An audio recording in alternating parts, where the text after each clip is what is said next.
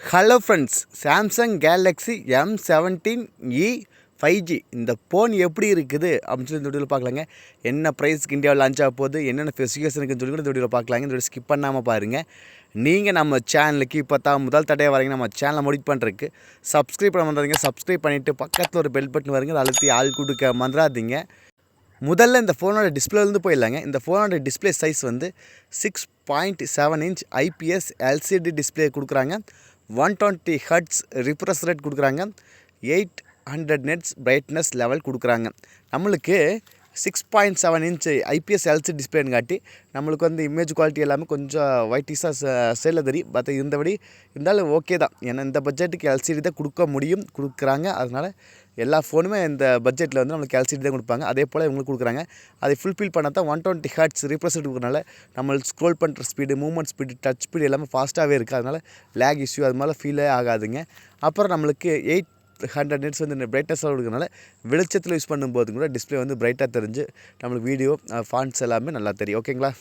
அடுத்தது 8.2 mm thickness. ஏன்னா 6000 mAh பேட்டரிங்காட்டி நம்மளுக்கு கொஞ்சம் 8.2 mm திக்னஸ் கொடுத்தாங்க. கொஞ்சம் லைட்டாக குண்டாக இருக்குது அப்படி மற்றபடி ஒன்றும் கிடையாது.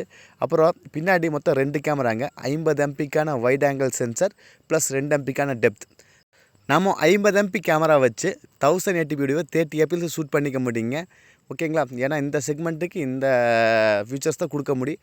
அப்புறம் 8 MP ஃப்ரண்ட் செல்ஃபி கேமரா இருக்கிறாங்க. அது டீசெண்டான இமேஜ் குவாலிட்டி தரும். இந்த பட்ஜெட்டுக்கு ஒரு ஓகேவான கேமரா குவாலிட்டி தான். அடுத்தது 6000 mAh பேட்டரிங்க. நல்லா மேசிவான பேட்டரிங்க. அதை ஃபுல்ஃபில் பண்ண 25 ஃபாஸ்ட் சார்ஜ், 25 வாட்டுக்கான ஃபாஸ்ட் சார்ஜ். ஆனால் சார்ஜர் வந்து பாக்ஸில் கொடுக்க மாட்டாங்க. நம்ம தனியாக தான் பர்ச்சேஸ் பண்ணுறாப்புல இருக்குது.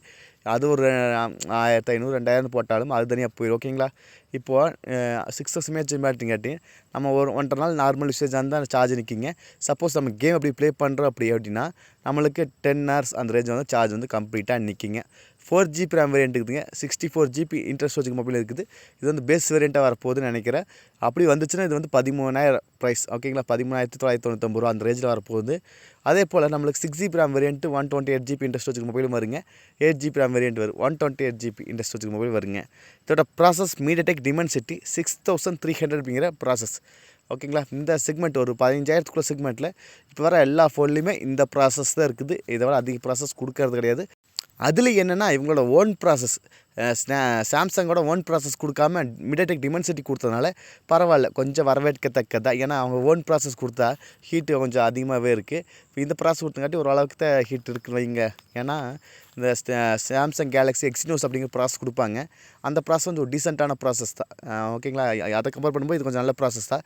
MediaTek Dimensity 6000ங்கிறது 6300 ஒரு நல்ல பவர்ஃபுல்லான ப்ராசஸ் சொல்ல இந்த செக்மெண்ட்டுக்கு. அப்புறம் IP54 வாட்டர் ரெசிஸ்டன்ட் இருக்குது. அதாவது தண்ணி துளிகள், மழை துளிகள் இது மாதிரி தண்ணி மொபைல் மேலே விழுந்தால் ஒன்றும் ஆகாது. அது தண்ணிக்குள்ளே முக்கி எடுத்தால் டேமேஜ் ஆயிரு. மற்றபடி ஓகேங்களா. Android 16 தான் அவுட் ஆஃப் த பாக்ஸில் வருது. 6 வருஷம் செக்யூரிட்டி அப்படியே தரும்னு சொல்லியிருக்காங்க. வெயிட் பண்ணி தான் பார்க்கணும். 5G சப்போர்ட் இருக்குதுங்க. மெமரி கார்டு சப்போர்ட் இருக்குது. 1 GB வரைக்கும் நம்ம மெமரி கார்டு யூஸ் பண்ணிக்கலாம். ஏன்னா ஸ்டோரேஜ் தான் முக்கியம். ஸ்டார்டிங்கில் வந்து நம்ம பேஸ் வேரியன்ட் எடுத்துருவோம் ஒரு 64GB. ஆனால் போக போக ஒரு 2 வருஷம் 1.5 வருஷம் யூஸ் பண்ணும்போது நார்மல் யூசேஜாக தான் ஃபுல்லாக ஸ்டோரேஜ், ஹெவி யூஸராக 2 மாதத்துலேயே ஃபுல்லாயிரு. அப்படி இருக்கும்போது நீங்கள் டாப் வேரியன்ட், அதாவது டாப் வேரியன்ட் எடுக்கணுங்க. ஓகேங்களா. ஸ்டோரேஜ் டைப்பு அப்படி எடுத்துக்கங்க, நல்லாயிருக்கு. அப்போ ஏன்னா செக்யூரிட்டி அப்டேட் அது அப்புறம் ஓஎஸ் அப்டேட்லாம் கொடுக்கும்போது ஸ்டோரேஜ் ஃபுல்லாகிட்டே போகும். அதனால் வந்து நம்ம வந்து டாப் வேரியன்ட் எடுத்துங்க. அப்புறம் சொல்ல மாட்டேன், இதோட சார்ஜர் வந்து தனியாக தான் வேணும். அது ஒரு 1500 ஓட்டாலும் இது ஒரு 15,000 செக்மெண்ட் ஆகிடுச்சு. 15,000 செக்மெண்ட்டுக்கு எனக்கு சாம்சங் ஃபோன் தான் வேணுங்கிற தாராளமாக அந்த ஃபோன் எடுக்கலாங்க. சப்போஸ் இல்லை எனக்கு இதோட நல்ல ஃபோன் வேணும் அப்படின்னா 15,000 செக்மெண்ட்டில் இருக்குது, செக் பண்ணி பார்க்கலாம். இல்லை பிராண்டு சாம்சங் பிராண்டுக்காக வேணும் அப்படின்னா கண்டிப்பாக வாங்கிக்கலாங்க. நல்ல ஃபோன் தான். எவ்வளோ பேர் சாம்சங் மொபைல்லேருந்து இந்த வீடியோ பார்க்குறேன்னு சொல்லுங்கள். உங்களுக்கு சாம்சங் மொபைல் யூஸ் பண்ணுறதுக்கு எப்படி இருக்குன்னு சொல்லுங்கள். புதுசாக வாங்க போகிற தெரிஞ்சுக்கிட்டு நீங்கள் நம்ம சேனலுக்கு புதுசாக இருந்தால் சப்ஸ்கிரைப் பண்ண மறந்துடாதீங்க. பக்கத்தில் ஒரு பெல் பட்டன் வருங்க, அதை அழுத்தி ஆள் கொடுக்க மறந்துடாதீங்க. மீண்டும் ஒரு நல்ல பதிவு சந்திப்பு. Bye, take care.